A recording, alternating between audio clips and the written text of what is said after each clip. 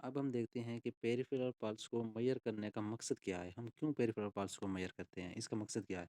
वैसे apical pulse तब हम मेज़र करते हैं जब कोई दिल का मसला हो, क्योंकि डायरेक्ट ये दिल के ऊपर हाथ रखते हैं और हम चेक करते हैं दिल पंप कर रहा है या नहीं। तो दिल का कोई मसला हो तो एपिकल पल्स मेज़र करते हैं, लेकिन पेरिफेरल पल्स क्यों मेज़र करते हैं?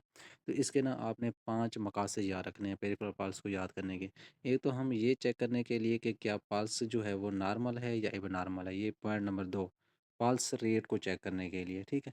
दूसरे नंबर पे पल्स जो है वो रिदम उसकी रेगुलर है या इरेगुलर, यानी पल्स जो आ रही है वो एक तरतीब से आ रही है या बेतरतीबी है, यानी उसकी रिदम चेक करने के लिए रेगुलर है या इरेगुलर है, ठीक है। 2 हो गए। उसके बाद ये चेक करने के लिए कि बॉडी की एक साइड और दूसरी साइड से पल्स सेम है या मुख्तलिफ है। मसलन बॉडी की एक हैंड लेफ़्ट हैंड और राइट हैंड की पल्स सेम है, लेफ़्ट लेग और राइट लेग की पल्स सेम है। क्यों चेक करते हैं? क्योंकि जब बॉडी के एक हिस्से पे कोई फालिज वगैरह हो तो तब ये चेक करते हैं कि अगर राइट लेग की पल्स सही है और लेफ़्ट लेग की पल्स नहीं है तो इसका मतलब है कि लेफ़्ट लेग में कोई मसला है, ठीक है। तो ये 3 पॉइंट हो गए, यानी पल्स रेट और पल्स की रिदम चेक करने के लिए और दोनों साइडों पे इक्वालिटी चेक करने के लिए कि दोनों साइडों में पल्स ठीक है या नहीं है, ठीक है। अच्छा, तीसरे नंबर पे हम 3 हो गए। चौथे नंबर पे हम ये रिस्क ऑफ अल्टरेशन कि पल्स कहीं चेंज तो नहीं होगी, ये चेक करने के लिए। और 5वें नंबर पे कोई फ़ीवर वगैरह के दौरान बस ये लिख देना। 5 आपने ये मकासद लिखने हैं, ठीक है। ये क्वेश्चन भी आया है पास्ट के, 5 पर्पज़ लिखें कि पल्स हम क्यों चेक करते हैं, ठीक है। अगला सवाल ये है कि पल्स को कौन से फैक्टर्स इफ़ेक्ट करते हैं? ये भी क्वेश्चन मोस्टली आता है, ठीक है। तो कौन से फैक्टर्स हैं? अगर हम देखें सबसे पहले ऐज को, तो बच्चों में पल्स ज़्यादा होती है, बच्चों में पल्स ज़्यादा होती है। और जैसे-जैसे ऐज इंक्रीज़ करती है तो पल्स जो है डिक्रीज़ हो जाती है। जैसे इंसान बूढ़ा होता है तो पल्स ऐसा-ऐसा कम हो जाती है। अगर हम सेक्स को देखें तो जो मर्द हैं उनमें पल्स ज़्यादा होती है, औरतों में पल्स कम होती है, ठीक है। अगर एक्सरसाइज़ को देखें तो जितनी एक्सरसाइज़ आप ज़्यादा करेंगे पल्स ज़्यादा होगी। और अगर हम देखें फ़ीवर के दौरान, तो जितना बुखार तेज़ होता है उतना पल्स का रेट ज़्यादा होता है, ठीक है। पल्स रेट बढ़ जाता है फ़ीवर के दौरान। अगर हम मेडिकेशन यानी दवाई वगैरह देखें तो कुछ दवाइयाँ ऐसी हैं जिनके अंदर पल्स रेट कम हो जाता है, जैसे डिजिटेलिस। और कुछ दवाएँ ऐसी हैं जिनके अंदर पल्स रेट बढ़ जाता है, जैसे एपिनेफ्रीन है। और अगर हम देखें डिहाइड्रेशन, पानी की कमी हो जाए जिस समय, तो तब पल्स रेट भी बढ़ जाता है।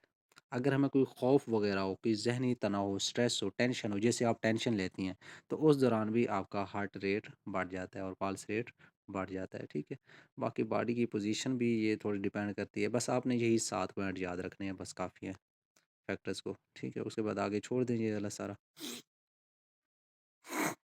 उसके बाद pulse in the human body, कि हम कहाँ-कहाँ पल्स चेक कर रहे होते हैं, पहले ही छोड़ दें। कैरोटिड पल्स चेक करते हैं, मैंने कहा कैरोटिड पल्स कहाँ चेक करते हैं? गर्दन में चेक करते हैं। कैरोटिड पल्स कहाँ होती है? गर्दन में, नेक में होती है। ये कब चेक करते हैं? जब कोई इमरजेंसी सिचुएशन हो। दिल का दौरा पड़ गया है तो आप कैरोटिड पल्स चेक करेंगे ये वाली जगह पे, ठीक है। उसके बाद एपिकल पल्स होती है। एपिकल पल्स मैंने कहा दिल के ऊपर होती है, लेफ्ट साइड पे होती है, मैंने ये भी बताया। और ये भी बताया कि ये 5th इंटरकोस्टल स्पेस में और स्टर्नम से 2.5 सेंटीमीटर, ये गलत लिखा हुआ है इधर, 2.5 सेंटीमीटर स्टर्नम से लेफ्ट साइड पे आनी चाहिए थी। बस इतना याद रखना है। बाकी ये बच्चों और ये वाला सारा कुछ भी नहीं करना, ठीक है। उसके बाद हम चेक करते हैं ब्रेकियल पल्स। ब्रेकियल पल्स कहाँ चेक करते हैं? ये हमारे होते हैं कंधे में, जो हमारा बाजू का कंधा है ना, ब्रेकियल पल्स मैं आपको इधर दिखा देता हूँ, ठीक है। ये जो कंधा आ रहा है ना, इसकी ये जो पल्स जो है ना, इधर हम चेक करते हैं, ठीक है। बाजू एल्बो जॉइंट पे, ठीक है। ये एल्बो जॉइंट पे यानी बाइसेप मसल की जगह पे हम चेक करते हैं। अच्छा, ये ब्रेकियल पल्स होगी। उसके बाद रेडियल पल्स का आपको पता है कि ये थंब वाली साइड पे हम चेक करते हैं, ठीक है। बाकी होती है फेमोरल पल्स। फेमोरल पल्स हम चेक करते हैं ग्राइन रीजन में। ये देखें फेमोरल पल्स, इस जगह पे हम फेमोरल पल्स चेक करते हैं, ठीक है। ये लोकेशन पता होनी चाहिए, इन पल्स के नेम आने चाहिए। हाँ, अगर हमने मज़ीद पल्स भी देखनी है तो पोप्लीटिल पल्स देख लें। पोप्लीटिल पल्स होती है नी जॉइंट पे। एल्बो जॉइंट पे कौन सी पल्स है? एल्बो जॉइंट पे फेमोरल पल्स है। और नी जॉइंट पे कौन सी है? पोप्लीटियल पल्स है, ठीक है। अगर हम देखें नीचे लेग्स पे, ठीक है, तो लेग्स के नीचे हम ये पल्स चेक करते होते हैं, लेकिन इनको ना आप याद ना करें, बस जाने दें, ये इतनी अहम नहीं है, ये बिल्कुल भी अहम नहीं है। अगर नाम याद कर सकते हैं तो चेक कर लें, क्योंकि ये दोनों लेग्स की पल्स है। अगर लेग्स के अंदर कोई फालिज वगैरह हो जाए और लेग्स के अंदर खून की रफ्तार चेक करनी हो तो फिर हम posterior tibialis and dorsalis pedis pulse check कर रहे होते हैं, लेकिन ये इतनी अहम नहीं है, ठीक है। हम आ जाएं इंपॉर्टेंस पॉइंट पे इन पे। रेडियल पास जो है हम कॉमन यूज़ करते हैं। एपिकल पास इमरजेंसी सिचुएशन में, कोई दिल के दौरे वगैरह में, कोई दिल का पेशेंट हो, सॉरी, दिल के दौरे के लिए हम करते हैं कैरोटिड पल्स। एपिकल पल्स जो है ये दिल की बीमारियों में, कार्डियक पेशेंट में चेक होती है। और बाकी जो लेग्स के अंदर पास मैंने आपको बताई, जो मैंने कहा छोड़ दो, पोस्टीरियर टिबियलिस एंड डॉर्सल पेडिस, ये हम चेक करते हैं लेग के अंदर और फीट के अंदर ब्लड सप्लाई को चेक करने के लिए, ठीक है।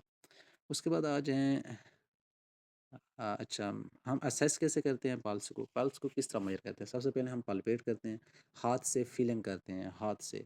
हाथ से फीलिंग किस तरह करते हैं? 3 फिंगर से फीलिंग करते हैं, ठीक है। उसके बाद हम अस्कल्टेट करते हैं, अस्कल्टेट करने के लिए स्टेथोस्कोप इस्तेमाल करते हैं। अस्कल्टेट का मतलब होता है आवाज़ सुनना कि पल्स अंदर से आ रही है या नहीं।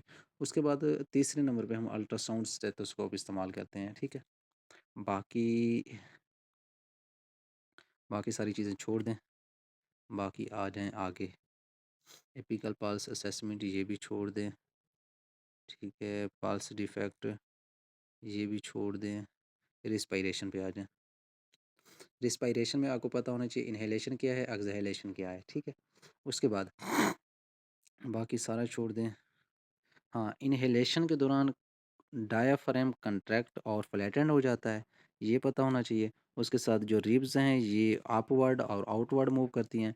स्टर्नम जो है ये भी आउटवर्ड मूव करती है, ये पता होना चाहिए। लंग्स एक्सपैंड हो जाते हैं, हवा अंदर आती है। एक्सहेलेशन के दौरान इससे उलट होता है, ठीक है। ये इनहेलेशन और एक्सहेलेशन का आपने सही तरह से याद कर लेना है, ठीक है। और ये चीज़ें अहम हैं कि इनहेलेशन के इंस्पायरेशन जो दौरानिया है वो 1 से 1.5 सेकंड है और एक्सपायरेशन 2 से 3 सेकंड है।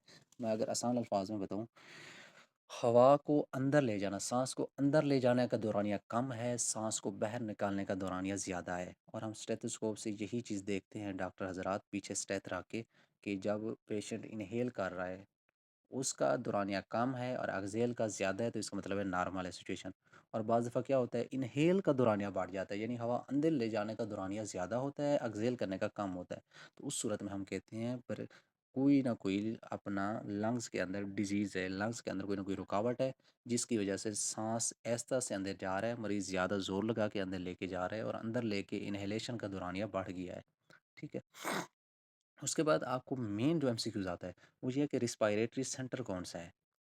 जिस तरह मैंने बताया ना, अपना बीपी को, ब्लड प्रेशर को कंट्रोल करने का मेन सेंटर कौन सा था, ठीक है, वो था हाइपोथैलेमस।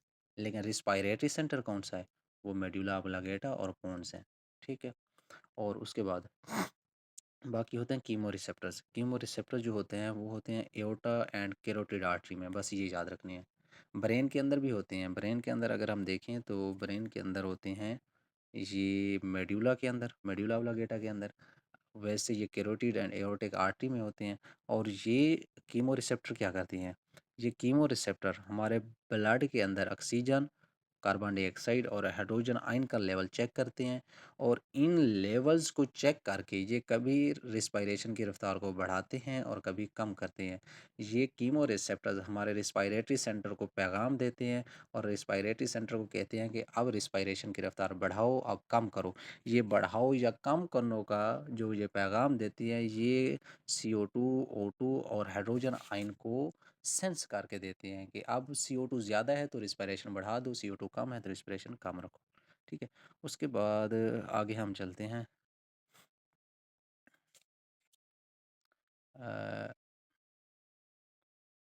टर्मिनोलॉजीज़, ठीक है। टर्मिनोलॉजीज़ में ये आपने याद रखनी थी।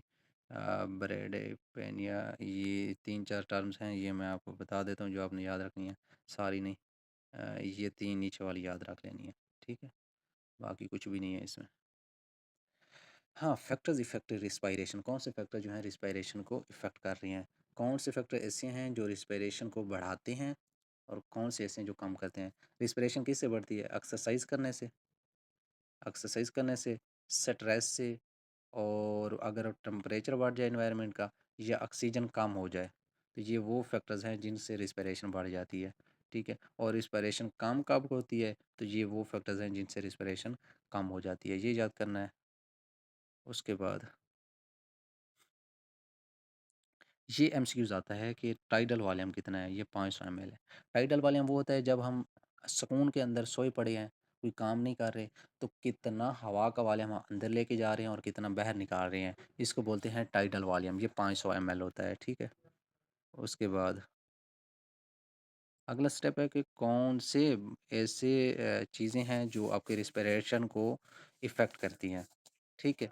तो ये हम फैक्टर्स पढ़ रहे थे ना, तो इन फैक्टर्स में से हमने कहा कि कौन से रिस्पिरेटरी रेट को फैक्टर्स इफ़ेक्ट करते हैं, और उसके बाद